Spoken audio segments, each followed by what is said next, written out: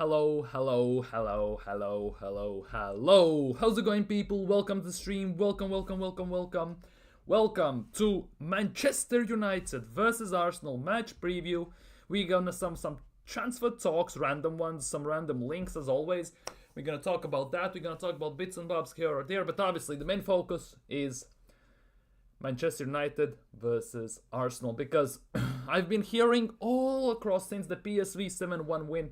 I've been hearing all across the world pretty much what it feels like. People say, oh, we're gonna smash them, oh, it's gonna be this and that, but let's be real.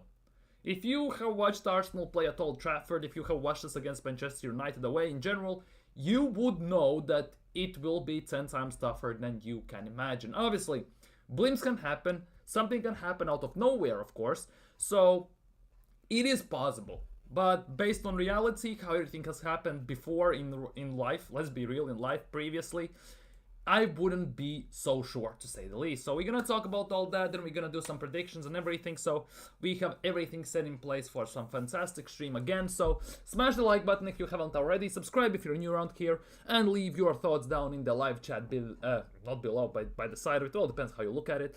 And we're gonna tackle them, we're gonna discuss them and do everything about that. And today we're gonna kick things off with some random links Arsenal being linked with in general, or just not today, over the time since I've been live 2 days ago. First things first, we're gonna kick things off with some links with Frankie de Jong. Apparently Arsenal are interested, but that is nothing new because Arsenal been linked with Frankie de Jong for the longest time. In terms of it randomly pops up, it genuinely randomly pops up. We had that last summer for a few days. We had that before. We had that even before for a few days. And today, same thing is happening once again.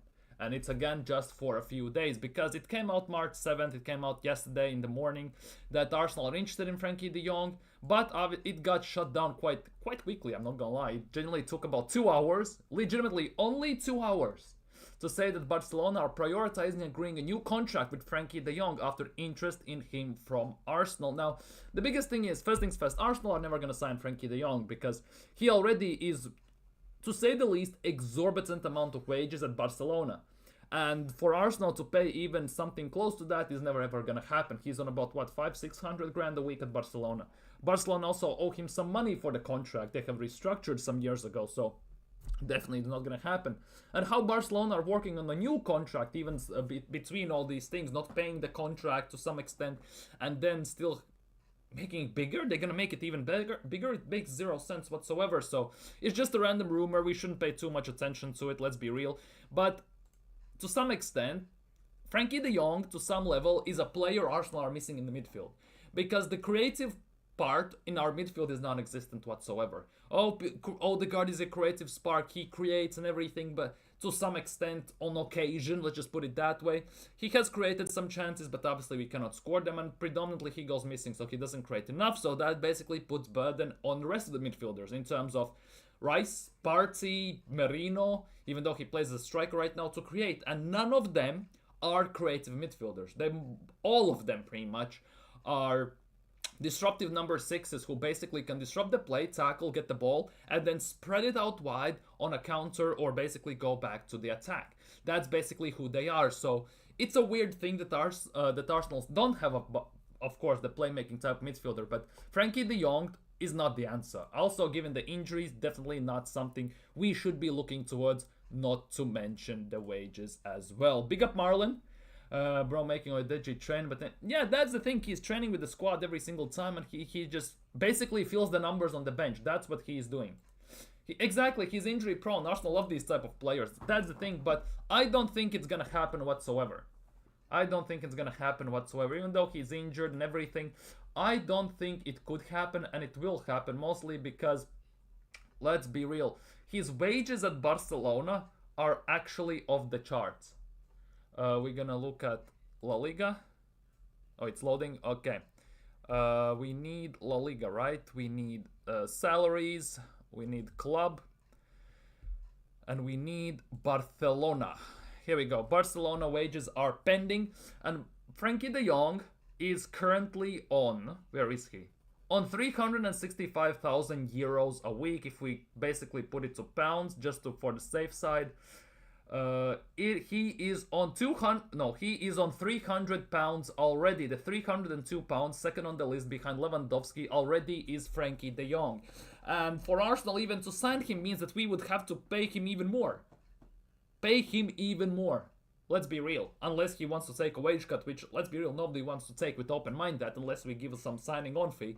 But Frankie De Jong, our wage structure already as a club is in the dumps. It's messed up. It's screwed up to maximum extent to many reasons, because one thing we have at the moment is still what we had when Arteta just came in. We had overpaid players on Champions League wages when they are genuinely Conference League mid-table level players on Champions League type of wages. Edu said that they had to rid of that and they had to go again. Now that they have done it, obviously Edu has left, but Arteta has done it, we are back there again. We just have even worse wages to same level of players.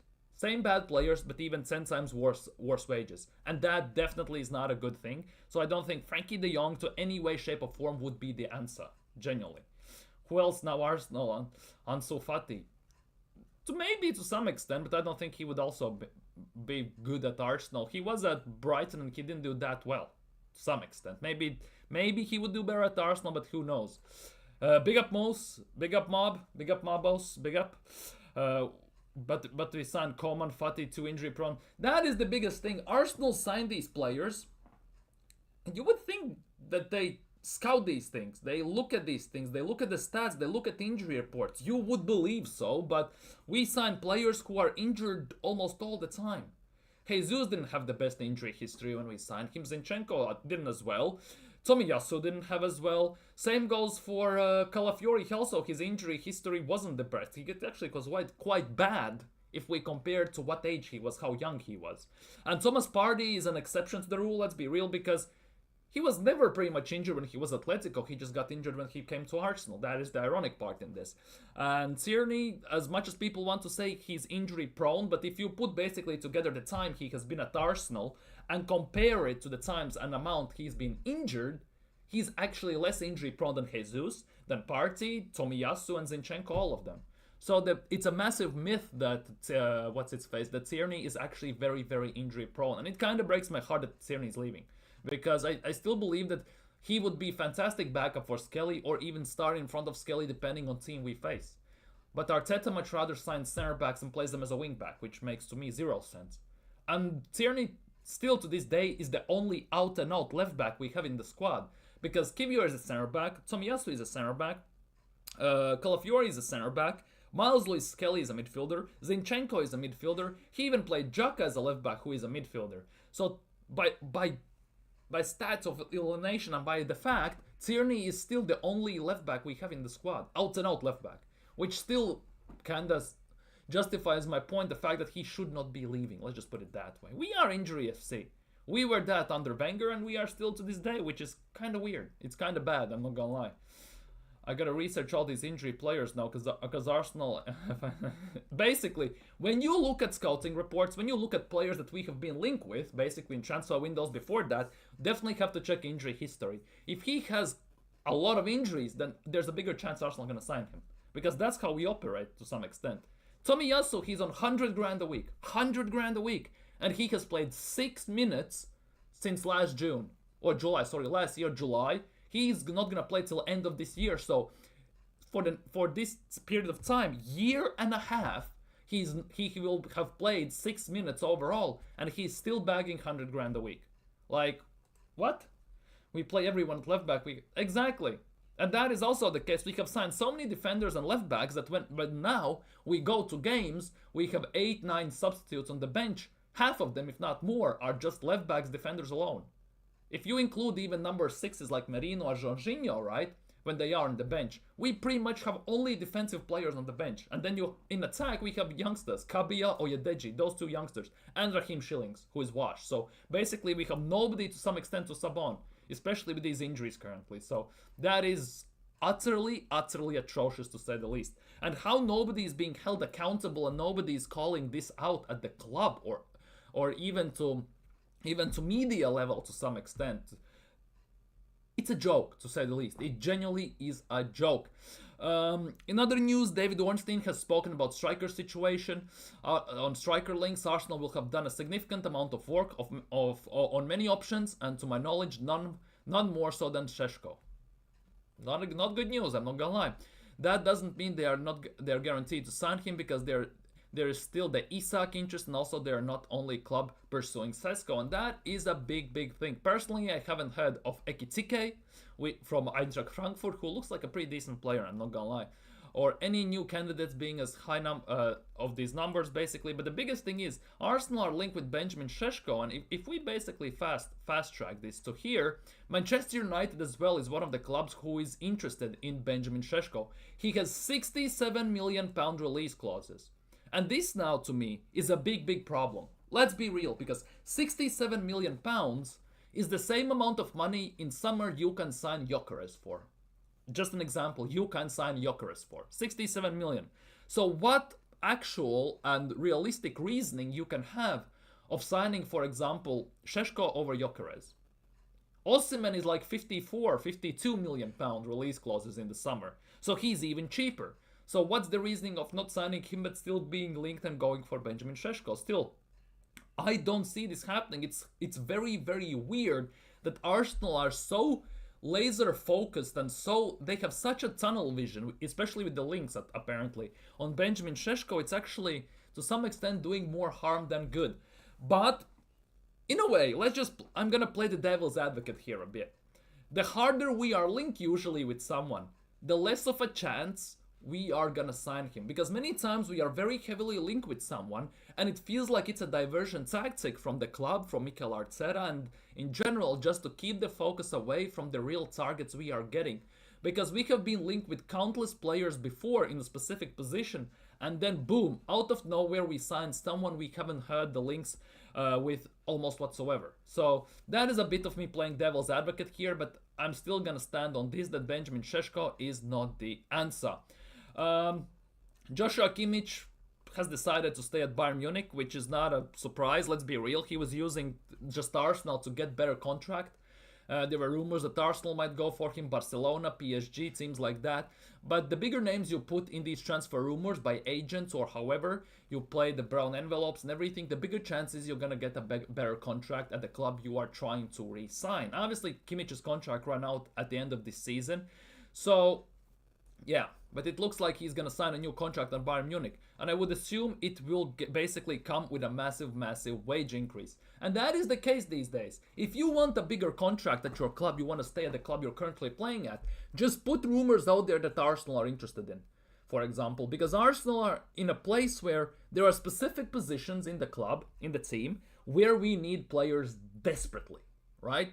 And the bigger chance that one of those players in that position is going out of contract or wants to leave, and the more we are linked to that player, and we get linked to that player, the bigger chance is that the club is gonna throw bigger money at him to keep him at the specific club.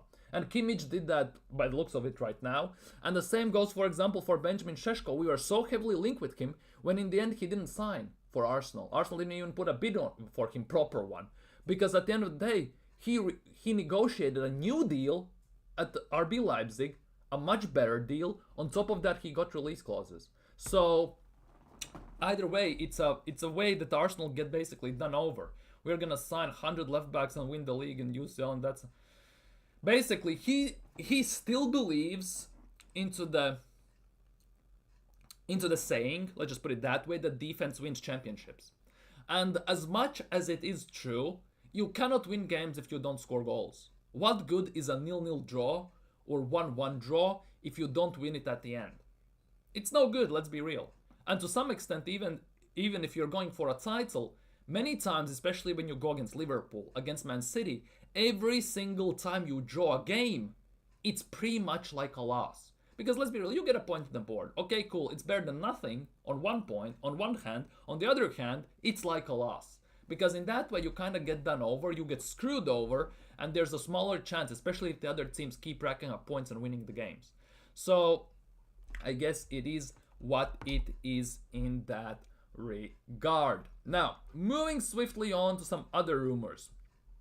And this is not a good thing to talk about, but hey ho, here we are.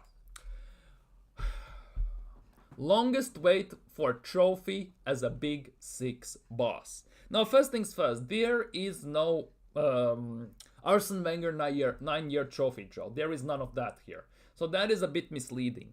But if we look at Arsenal, we are 5.5 years at the end of the 5 years at the end of the season without a trophy. Because we're not going to win Premier League. We are not going to win Champions League. Let's be real. And that means we are over halfway through Arsene Wenger's 9-year trophy drought. And that already is a sackable offense. And if you look at these, Kevin Keegan, Ole Gunnar Solskjaer, Jurgen Klopp, Claudio Ranieri, and of course Maurizio Pochettino is at the top.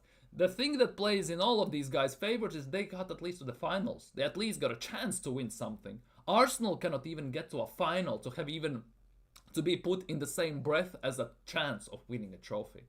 Because by betting sites and everything, Arsenal are one of the favorites and everything all the freaking time because how good we technically are in the recent few years, right? But at the end of the day, it means genuinely nothing if you cannot produce on the pitch. And based on this specific metric and stat, Arsenal cannot produce whatsoever on the pitch. Because if you look at our FA Cup, Carabao Cup records predominantly, we go out in third or fourth rounds. In Europe, our record is laughable. We haven't gone past quarterfinals, and we are now in the round of 16. Obviously, we're going to go into quarterfinals after we get past PSV. We're going to face one of the Madrid teams. What chance we have even to get to the final? Let's be real, we have no chance whatsoever. And then you have these mutants, where are they? From AFTV, showing this on the screen. Showing specifically this on the screen. The probabilities of Arsenal winning Champions League. Probabilities of Arsenal winning Champions League. Apparently, Arsenal have 100% chance of getting into quarterfinals, which is basically getting past PSV. Then we have apparently 53% chance of getting past one of the Madrid teams.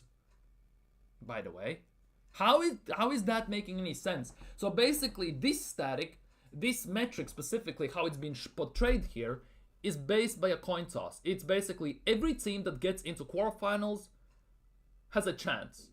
Because it's a 50-50 chance you're going to get into semifinals. Let's be real. In the quarterfinals, you win or you lose. That's by default, that is true. But then you have to look deeper. Who you are facing, how they are doing, who they are as a club, what they're doing in the league, in the cups, what's their heritage in Europe. And let's be real, when we go against Madrid, right? Do we really have 53% chance getting into the semifinals? Like, serious talk. How can people put this stuff out and actually portray it as it's gospel and it's true? Make it make sense. Like, genuinely make it make sense. £1,000, no striker in 5 years. He's going genius, GOAT manager, top 5 manager who can't even sign a winger or a striker. Exactly. And the biggest thing about this is now, I don't even know what Arteta wants at striker. Because look at the track record, genuinely. Because first year we challenged, 22-23 season, we played attacking football. Last year, we played control type of football. This year, we played defensive style football. 3 different styles, right? Then you look at the attackers we have signed. Aubameyang. He was a goal attacking bagsman who plays off the shoulder. Which by the letter of the law means, at the end of the day, he goes off the shoulder. He goes off the shoulder of the defender and he bags. He didn't like that, he put him out on the wing. Lacazette. Up top, holds up the play, distributes the ball, and is in the box. Right? 2 different type strikers. Now look at the strikers who we have signed. Well, strikers, when I quote in quotation marks, who we have signed. Havertz. Hold the play, hold the possession, distribute the ball. Similar like Lacazette. Gabriel Jesus. Off the shoulder, bag, some skills, can play very good off the wing. That sounds like Aubameyang, doesn't it? Then you put Merino. Up top, hold up the play, distribute the ball, you have to be in the box. Again, another Lacazette / Havertz up top. So in the essence of these things, I don't even actually, and of course Edin Ketia is Edin Ketia, let's not even talk about that. But then we've been Balogun, then we've been, of course, Mika Biereth, who is doing fantastically well, got an assist yesterday as well for Monaco's goal in a 1-1 draw away against Toulouse, right? And now the biggest question is, what kind of striker Arteta actually wants? because he basically has signed three different type of strikers over these 5 years, and he hasn't figured out it. He still hasn't figured out, and that for me is the biggest question. Can he figure it out? Will he figure it out? Because I don't think so. I don't believe so. He has had three different styles over 3 years. He has signed three different type of strikers. Let's be real, and they all are all over the place, and none of them have worked. So, does he even know how to coach a striker in the first place? Does he know how to get the best out of a striker? Because at least one thing Emery was good at, get the best out of his attack. Arteta cannot do that. Let's be real. Arteta cannot get the best out of our midfield because our midfield is as unbalanced as a sea during tsunami tidal waves. Basically that much unbalanced. And our defense, that's the most solid part of the team. But again, it means nothing if you don't score goals. Defense solely can't win you championships, can't win you major honors if you cannot score goals. And he has neglected over these 5 years, more specifically last 3 since he has binned off Aubameyang, so much our attack that currently we are playing our number 6 as a striker. This weird obsession for Arteta to play these guys out of position is genuinely ruining this club. He signs center backs, plays them out as wing backs. He plays our best number 6 as a right back. He plays our midfielders as left backs. He plays midfielder even as a striker in Havertz and now as Merino as well. He's this weird obsession of playing the players out of position, and when we get injuries, panicking so hard that he resolves to this, is doing more harm than good, and there is no chance that we're gonna get anywhere with this. Arteta has taken Arsenal as far as he can. We need to bring in now the proper manager who can get us over the line, who knows how to win, who knows ins and outs of actually winning certain games the ugly way. Because we don't know that. Arteta doesn't know that. Because none of the players in our team actually are serial winners or even some type of winners. Jorginho has won something. Havertz has won Champions League with that goal, and he's still living off it, by the way. 285 grand a week and everything. Besides that, we have nothing in the club. Oh, Jesus and Zinchenko have won Premier League. Doesn't look that way, because when they play, it feels like they're playing for a championship. We have just signed them from championship, and every time when going gets tough and the pressure is on them, they shit their pants and they go hiding. Like, what can we do here?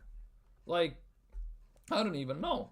And this stat by AFTV that Arsenal have 53% chance to get into semi-finals is utter and utter trash. Let's be real. Because, okay, by default, it's a coin toss. Basically, if you don't look at the teams and everything, each of the sides can get into semi-finals. One team or the other. By the hypothetical, yes, it's true, because if you toss a coin, it's heads or tails, right? 50-50 technically, but obviously it's not 50-50, right? But overall, but if you look past that, look at the team we are facing. Do you really think if we're facing Real Madrid or Atletico Madrid, we actually have 53% chance to get into the semi-finals?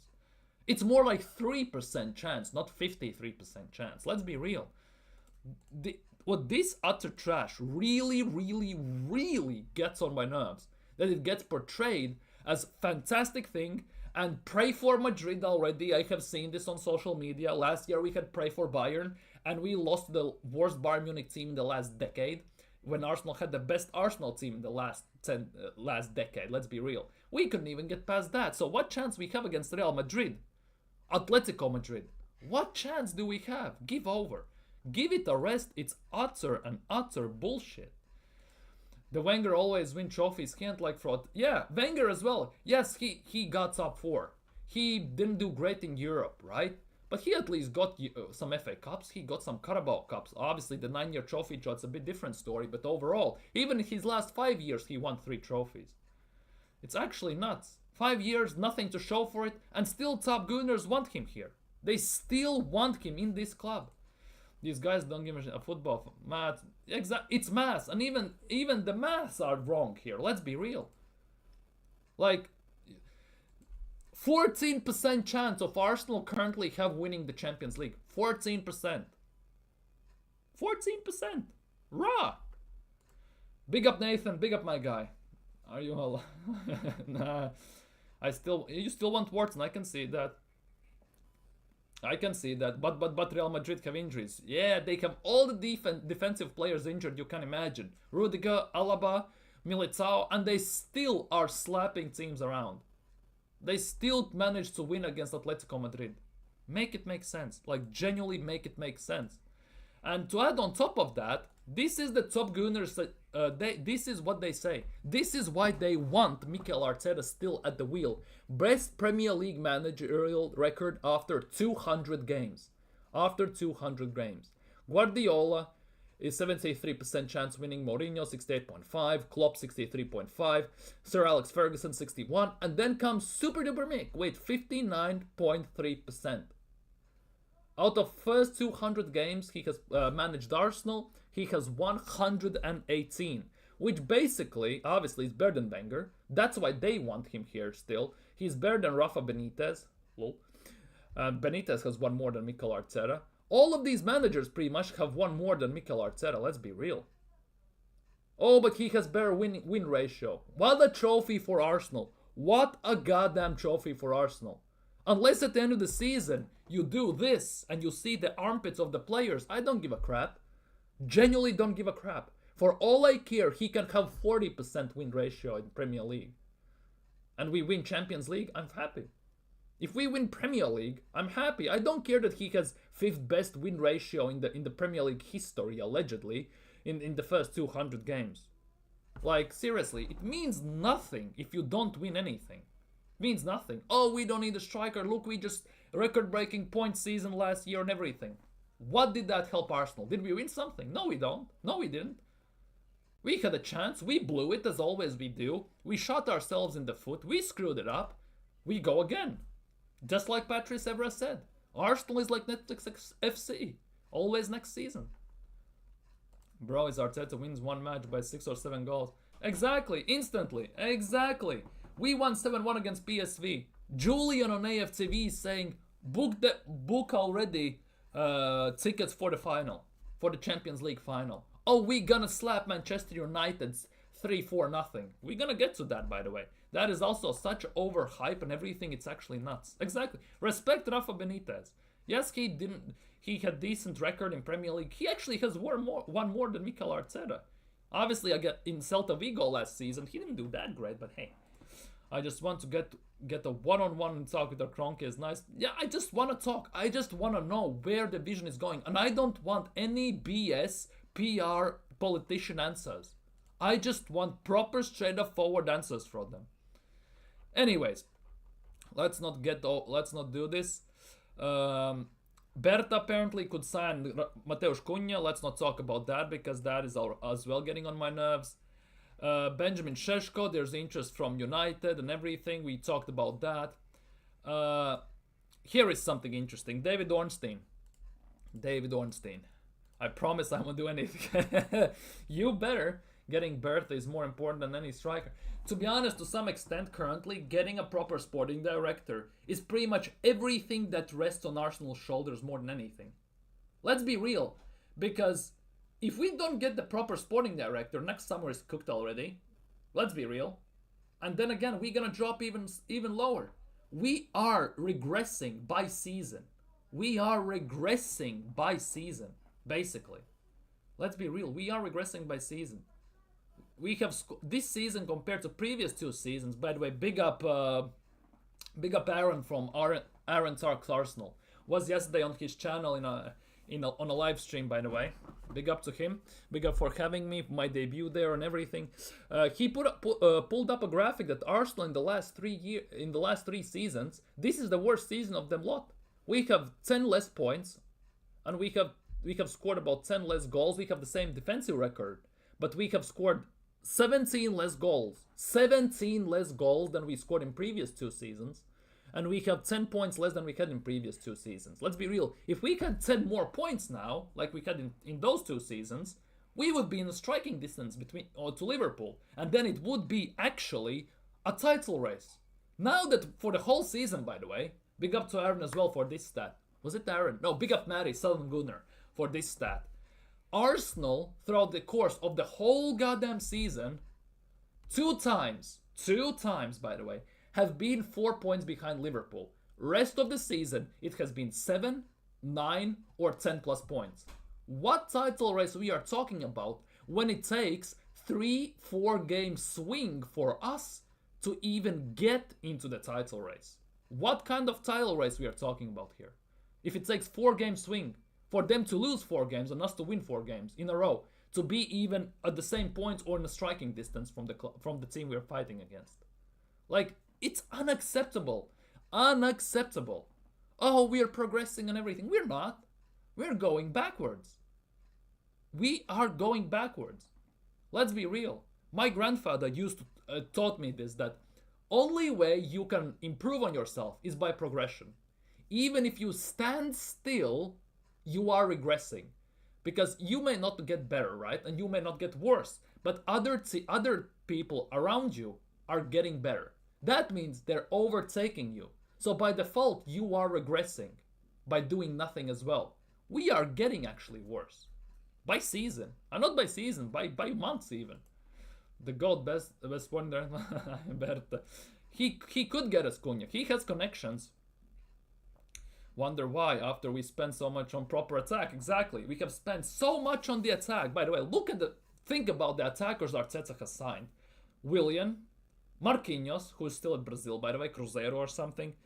Havertz is a midfielder, but let's count him. Havertz, Jesus, Trossard,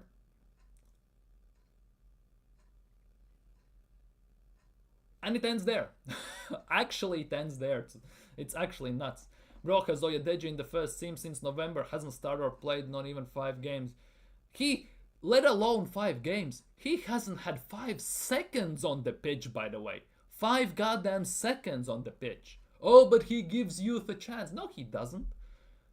Skelly got a chance because he doesn't rate Zinchenko anymore, and Calafiori was injured, and of course he doesn't rate Tierney. Vanjiri got minutes solely because, first of all, he didn't play him when Odegaard was injured, so the fan base kicked up. They generally got very loud about this. Then Saka goes down, and he tries Martinelli and Havertz there, and again fan base gets hella loud, and he plays them because to some extent we forced him to play him there, and all of a sudden he's the best thing since sliced bread.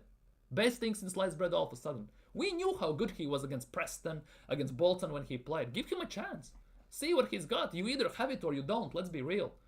There is no other explanation. He got lucky and he got peer pressure by the fans.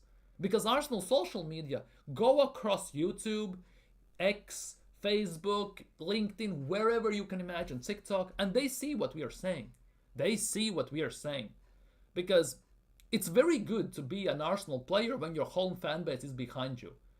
Because I don't think actually when Yeri gets that big of a chance and big of a push right now, if we as a fan base didn't kick our toys out of the pram about the fact that when Odegaard and Saka is injured, he doesn't play. I don't think. Yeah, he was telling the truth, and that is one of my biggest philosophies I adapt to myself every single day, and it can be applied to every single thing these days. Bro spent more on attack and still has top 3 defense. I saw Barcelona. Yeah. 37 million for Martinelli. Yep, Barcelona allegedly 45 million euros, 37 million pounds. They are looking allegedly at Martinelli. 37 million, no thanks. I'm not gonna lie, 37 million for Martinelli is way too little.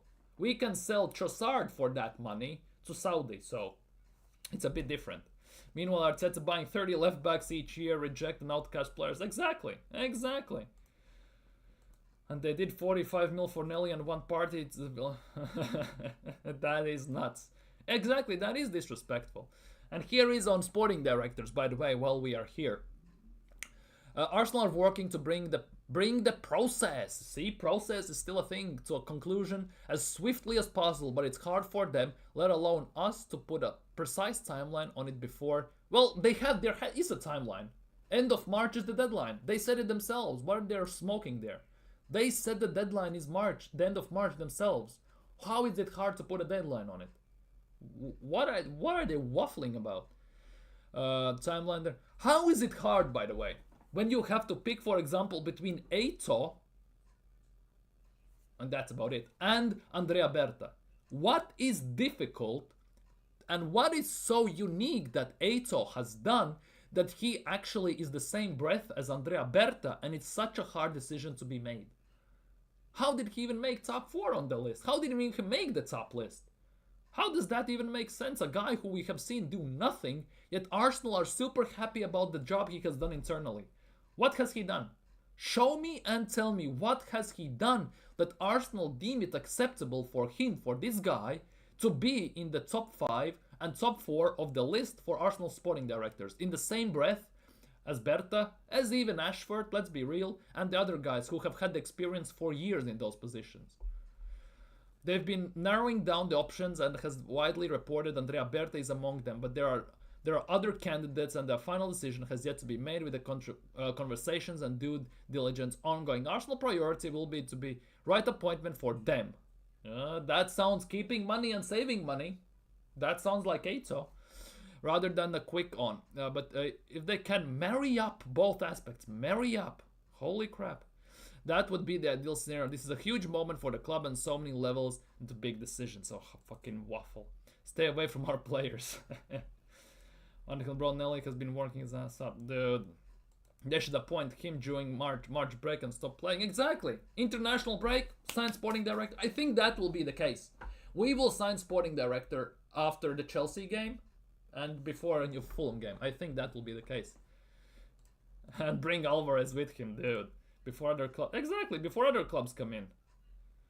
That is actually kind of nuts, to be real. It's actually kind of nuts, to say the least. Swiftly moving on. Here we go. Obviously, we talked about this, means nothing. Arsenal could potentially sign world-class striker who Mikel Arteta loves. He loves the striker right now. And I kid you not, I read the article and you won't believe which striker Mikel Arteta all of a sudden loves. Kid you not, loves, they said. It's Dusan Vlahovic. It's Dusan Vlahovic. The striker Mikel Arteta all of a sudden loves. The guy who Arteta wanted when he was at Fiorentina. The guy who left Mikel Arteta on red on WhatsApp messages, went to Juventus and hasn't done too much anyways there. That's the guy he wants. Obviously, he's out of favor right now with signing of Colomwani on loan with a potential buy option and everything. But apparently, cut price, £25 million. £25 million. He was just about 70-something million. Where the hell is the... See? Serbian international had been linked with the switch to Emirates. Arsenal were keen on signing him before his 58 million transfer to Fiorentina, to Juventus from Fiorentina, 20 goals next season. However, since moving to Turin, Vlahovic has struggled to replicate the same level of performance. His best season with Juventus came in the same season Arsenal were banging. Last season, 23-24. He scored 18 goals in 38 appearances. So this guy cannot even bag 20 goals for Juventus in Serie A. He cannot even bag 20 goals. Cannot even bag 20 goals in Serie A, you know. But he is not fully lived up to the expected, I'll say. And with less than 18 months left remaining on his contract and no agreement yet on extension, the speculation on Vlahovic's future is still intensified. According to Toto Juve, Arsenal are now ready to move and hope to take advantage of the stalled contract talks between the players. A fee in region of 25 million, less than half of what Juventus paid 3 years ago, could be enough. You see, there is this could. That is a buzzword for media to have a cop-out when Arsenal, if they sign Vlahovic, pay 40 million for him. Or 50 million. That is a cop-out. They said could. Not will or anything. They said could. That is genuinely, that leaves them a backroom entrance, pause, to basically cop out if everything goes wrong. 25 million for Vlahovic actually is not a bad deal. I'm not gonna lie. 25 actually, yeah, is not a bad deal. The thing is, Vlahovic in Serie A is the highest paid player on about £330,000 a week. £330,000. Do you think he will come to Arsenal for less? I don't think so. I genuinely don't think so. So to pay him over 300,000 a week would be a disgrace. Obviously, since we have players like Havertz on 285 doesn't help the cause. But hey, it doesn't seem too right to me, does it? Milan have Jimenez, Abraham, so many. Morata is on loan at Galatasaray, isn't he? You think a dozen other clubs would want him? Milan had talks already. Damaged goods, yeah. Big up, Mike. Big up, yeah. He is damaged goods to some extent. He cannot even bag 20 in Serie A, you know. Heck, why not sign Retzegi? Retzegi will be about 60, 70 million easily. Based on the season he's having right now, and that the Italian teams usually sell for big money, I'm not too sure that could happen. Dembele, Ousmane Dembele, 13 assists. He's not coming to Arsenal. Dembele genuinely would cost over 100 million. Over 100 million. And as much as he is doing good at PSG, it is PSG. And I don't think he will come for cheap, and I don't think PSG would sell him. They have now purposely built their team in such a way that they have a proper squad. They don't have stars anymore, like out and out, like Messi, Neymar, and players like that. They have actually a squad. They have actually a team. Luis Enrique has done a fantastic job, so I don't think they will want to disrupt that as well. Plus, he would be generally over 100 million. However, this is on the transfer news as well. Arsenal have no intention of selling Gabriel Martinelli this summer. Interesting, very interesting. 170 million a week, 1,000 a week, 180, sorry, 1,000 a week. Arsenal have no intention in selling. The biggest thing is Arsenal need improvements in the left wing spot. So either Martinelli or Trossard will go. Most likely in the summer will go. The question is, one of them, who will it be? Who will get the best offer? That for me is the biggest question. Saliba will convince nothing, trust me. Can't wait us to bin Kiwi and the politician for Hato. We are not signing Hato as well. We genuinely are not signing Hato, unfortunately. Heck no, get him out. See, very split opinions. Marlon wants Martinelli to stay here. Nathan doesn't want him to be here one single bit. Let's just put it that way. Anyways, let's look at press conference before Man United game. Let's see what Mikel Arteta has waffled about before the game against Man United. On how the mood has lifted post PSV. It was a great night for us in the important competition. We have a lot of hope in. Okay, the manner of the way we did it lifted everybody, but that is in the past. Unfortunately, it is about what we do, the preparation for tomorrow, and try and replicate a great performance. Well, it wasn't a great performance overall.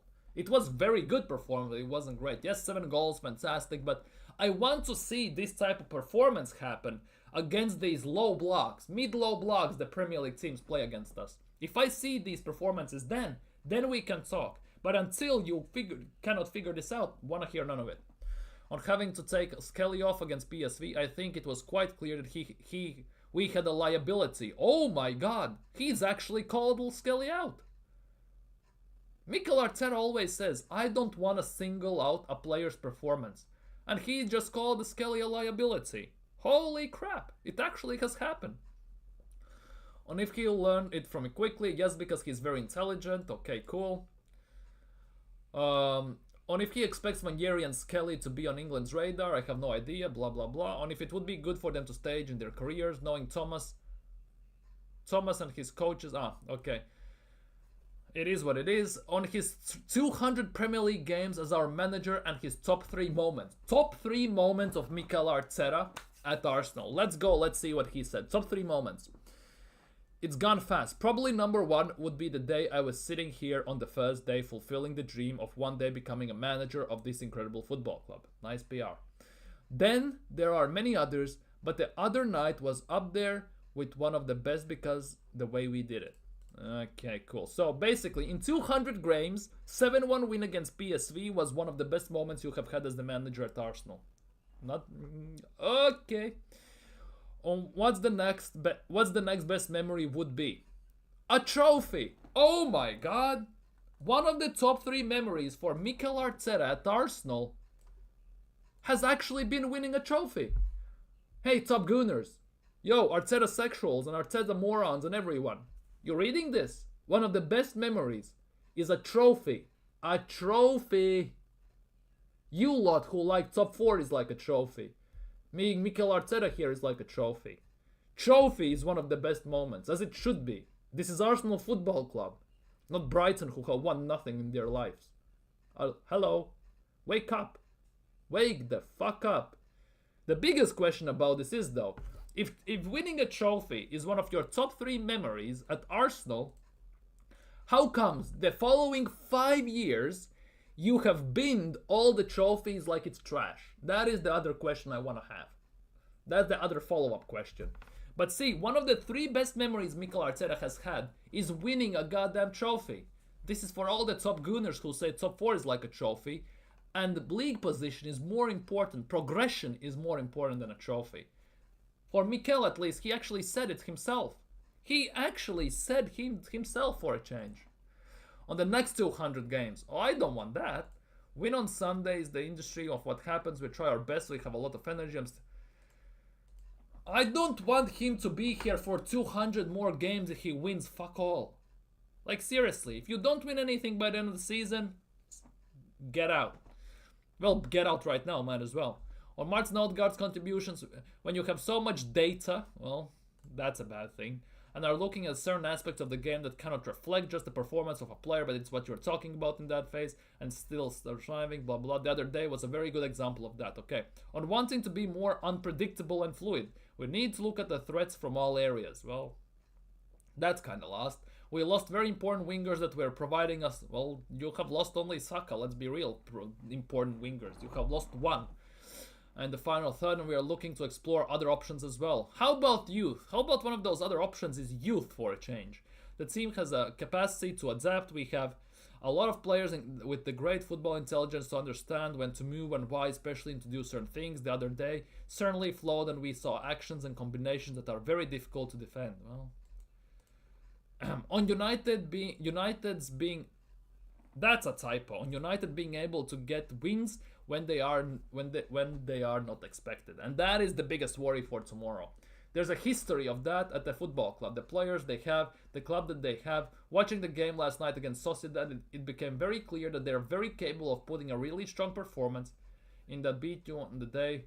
Dude, it was a stupid bore fest. I watched Sociedad versus Man United. How Sociedad didn't win 2-1, 3-1, still a joke, to some extent. We know the difficulty of the match that we are preparing for. On why we suddenly netted 7 against PSV. The way the game could have gone, they could have scored first, that's true. We could have gotten a red card, that's also true. We were in the control of the game, and by one action that could have changed the game. If Miles got sent off, it would have been a different game. Obviously, we generally caught life there, I'm not gonna lie. What happened was we were super effective in the box, and that was a mess. To be honest, we were super effective in the box. We had 8 shots on target and 7 goals. If we can finish like that every single game, we would be winning the league, but we can't, of course. Especially in the Champions League. On taking the freedom from the PSV into the Sunday, yes, it goes through momentum. It's not gonna be... On Chido leaving in the summer, I wasn't too involved. Well, that's a lie.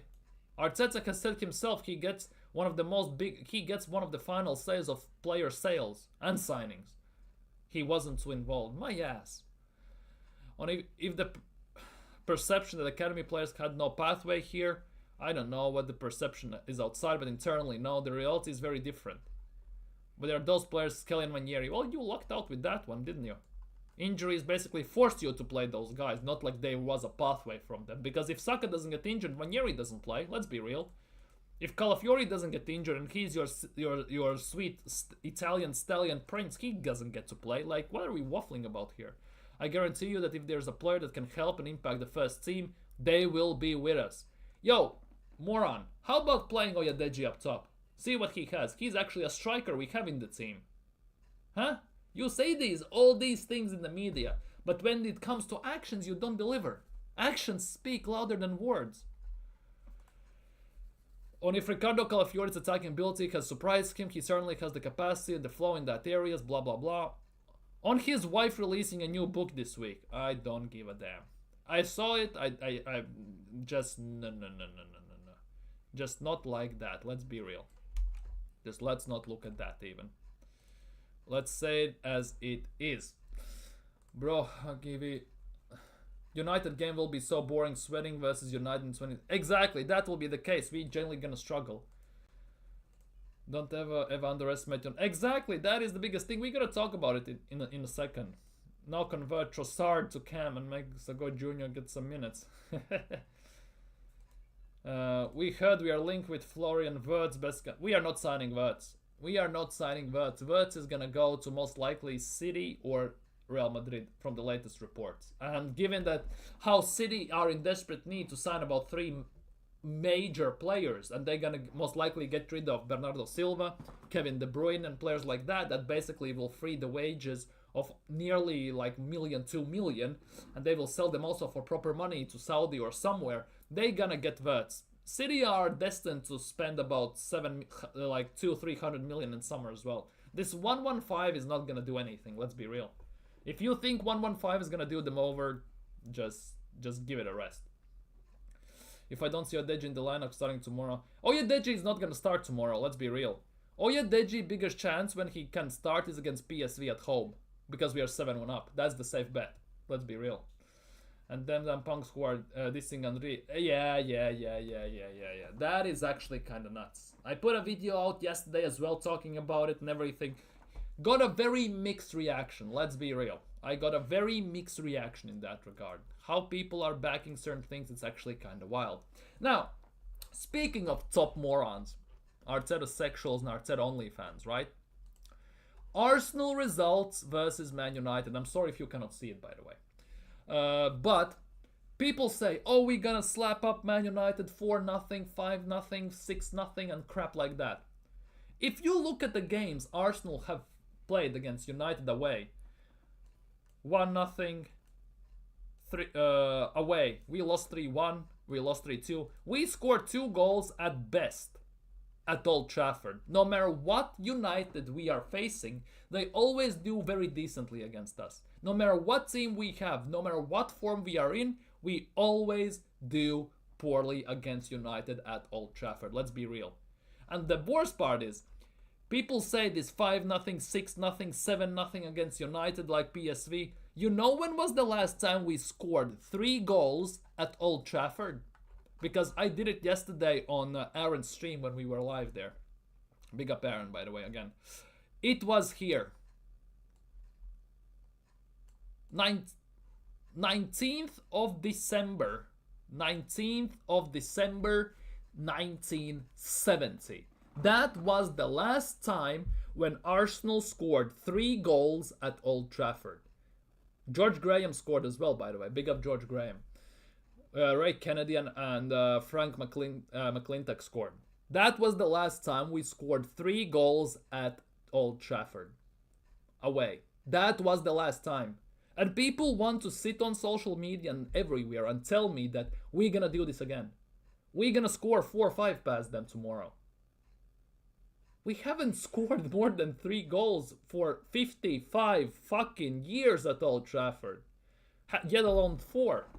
We have scored 3 goals. 55 years ago was the last time we scored 3 goals at Old Trafford. We usually score 1 or 2 at best.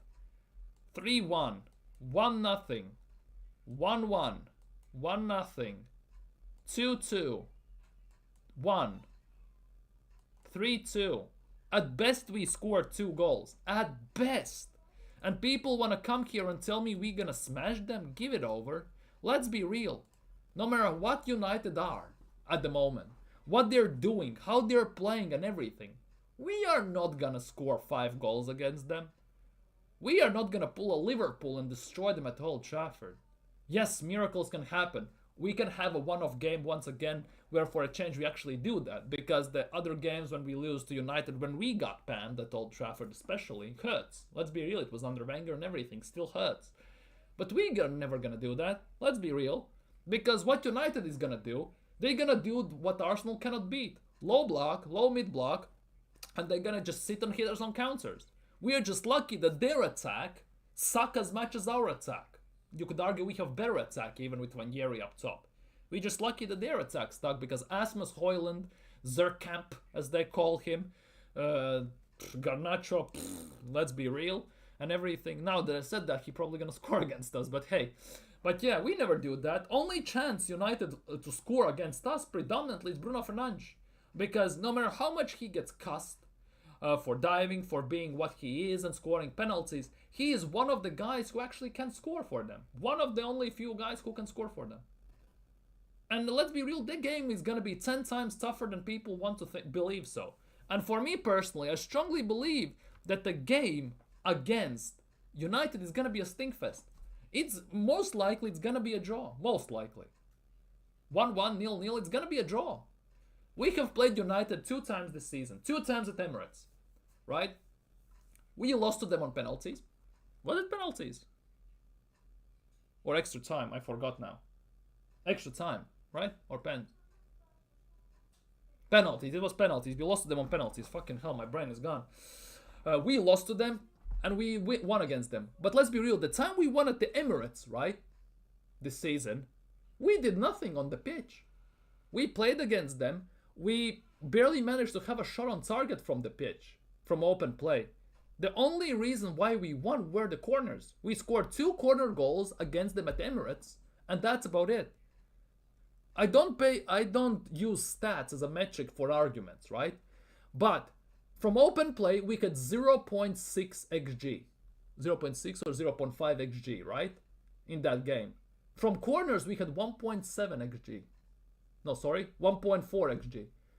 And after the game, top Gunners were running around and screaming, look, we had 1.9 xg. Woo, we're happy, we scored 2 goals and everything. But when you deep it, we had all of the xg in that regard, only from corners.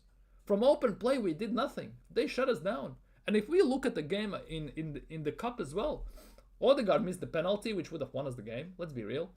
And then they just eliminated us. Havertz missed from 6 yards out, he missed from 2 yards out, empty net. United, no matter how you look at this, Amorim, and no matter how he thinks and what he does and how he's doing at United, he knows how to shut down Mikel Arteta and Arsenal, let's be real. He's done it before and he's going to do it again. And be prepared tomorrow for a very boring stinkfest type of a game, let's be real. It's not going to be pleasant to the eye. It's not going to be like PSV or anything. Let's be real. Don't kid yourself that Arsenal are going to smash 5-6 nothing them. Never ever going to happen. Tierney left back, White right back, Kivior, I mean, just no. Definitely not. I just realized, sorry, but no. I just realized something about the reason why I think Arteta doesn't want to strike is because he wants his number 9 to be a player. Yeah, exactly. Who assists and just scores at least. That's how it looks like. He doesn't want an out-and-out striker. He wants someone like Firmino. Something in those lines who is more of a facilitator than actually a goal scorer. But why? Genuinely why? Because if you have someone like that in the number 9 spot, you need 2 big bagsmen on the wings at least, and you need 2 goals from the midfield. We have one guy who can do that, which is Saka. On the left we have nothing. Because when Klopp had Firmino, he had Mane on the one side, Salah on the other side. They both each bagged 20 plus goals. We don't have that in the team whatsoever. Plus Firmino could bag goals, Jota bagged additional goals. They had attack who actually can score. We don't have that. We solely rely on Bukayo Saka to actually do something. And no matter what they did, they actually could score. We cannot score. That is the worst part. Arteta still in 5 years hasn't figured out how to beat mid-low blocks. That's the biggest kryptonite for Arsenal you can ever imagine. And if you want to basically want to win against Arsenal or get a result against Arsenal, that's all you have to do. Park mid-low block and go on counters.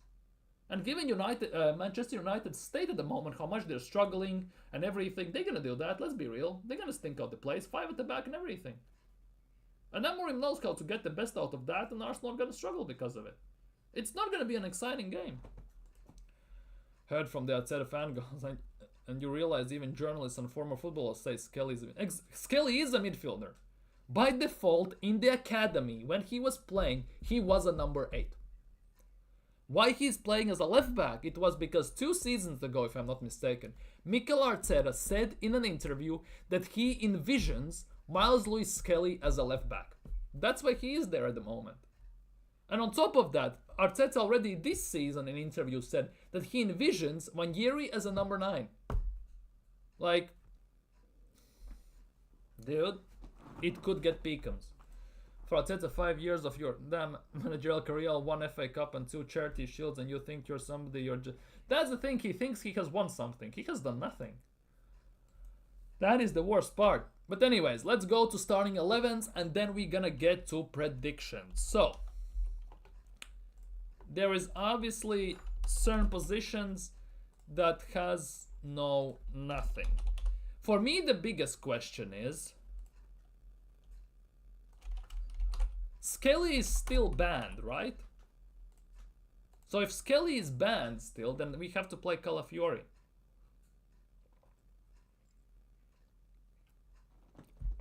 Or Skelly can play, I haven't checked on it.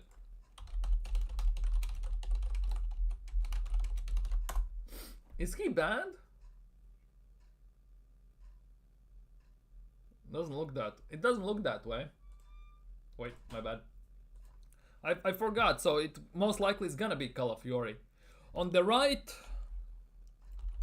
I'm gonna still put Simba, because we can give him a rest against PSV. Now, like, the 7-1 against PSV has put a big spanner in the works, because technically we can play our best players right now, and then we can basically rest them against PSV and prepare for Chelsea afterwards at Emirates. So, yeah. Parts in the 6. I think to some extent Arteta is gonna be very boring. He's gonna be very boring, I think. Broke on attack, stubborn as hell, thinks none. Yeah, he needs basically a teenager, a young kid to save his ass, basically. That's what it is. Trossard. Wanieri. I guess it's gonna be like this, isn't it? I guess he's gonna go for this 11. I would think so. For me, the biggest question is Miles Lewis-Skelly. Is he banned or not? Because I don't remember. Was it a 1-match ban or a 3-match ban? Because if it's a 3-match ban, he cannot play against United. Sorry, and Chelsea.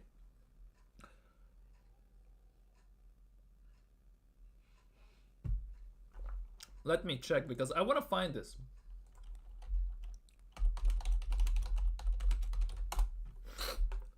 Arsenal against Wolves has been overturned.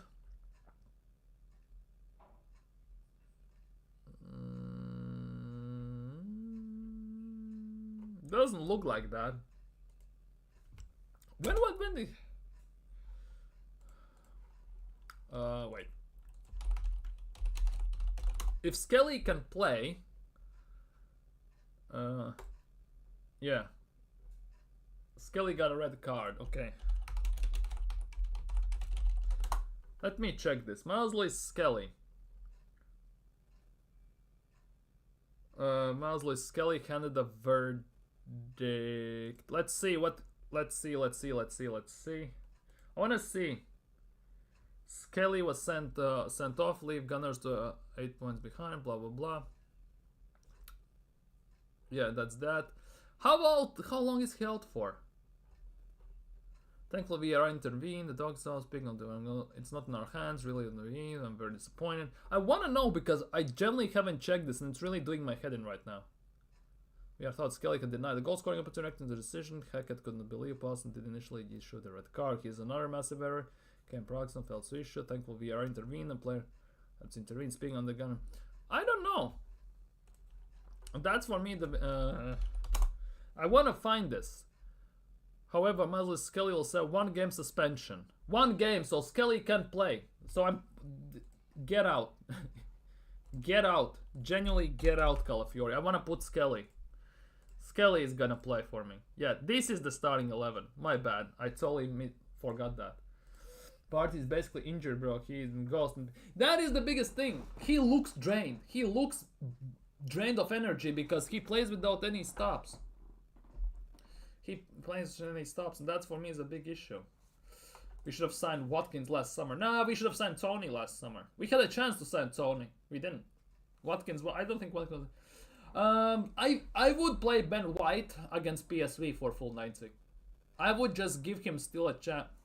I think Ben White could start tomorrow, but I would still play Timba because he has been fantastic, especially after PSV game. And I would play him, and I would play Ben White against the PSV for the full 90 as a starter, and then basically decide who's gonna play against Chelsea. Yeah, you wanna see, but I don't think that's gonna be the case. For me, the biggest reasoning is also why I think this will be the same lineup is because there's an old saying that goes that winning teams don't change their teams, and I think Mikel Arteta could stick to that and go with the same team that has won him the previous game. So that could be the case. But obviously, when we're going to talk about PSV's second leg, it's going to be generally nuts because we will need some changes there. Obviously, 7-1, it means that Arsenal have gone through and we won't need to do much. We can actually rotate some players. But for now, I think that would be the case. Oh, the Rice Party in the midfield played too much, everyone knows. But you cannot do anything. There is nobody to play. Jorginho, no thanks. That's about it. There is nobody to play in the midfield. Arteta hasn't signed enough players and good enough players to play there. You can put Skelly in the midfield, but he hasn't played there whatsoever under Mikel Arteta. So he shouldn't do that even. So there is nobody to play. There is no rotation possible. Same goes for the attack. Attack also needs rotation because it's the same attack for the last 3 years, pretty much. Well, 2 you could say. 2-3 years, same attack. So that is the biggest thing. That is also a big thing. That all comes back to recruitment issues and recruitment inability to basically sign the proper players that are necessary for a team to function properly. That all comes down to that as well. Let's be real. So yeah, little by little, this midfield is getting more known and will be read like a book when we need. That's the thing. We need something new, but at the moment we don't. In the summer we need. The biggest thing is, in summer, Partey and Jorginho go, most likely. Let's be real. And that means we will need to sign a few midfielders. And that could do very good for Arsenal. Because that means we'll have some fresh players in. It will bring some new blood to the team, let's be real. New energy, you would assume. And it will give more a bit of a mystery in that sense for opposing sides. Because even if the tactics are the same, the players may be a bit more mobile, a bit more technically gifted, so they can maybe do something different with their what normally compared to other players what they did before. So that is the case. And our attack is the same is in the same rut basically.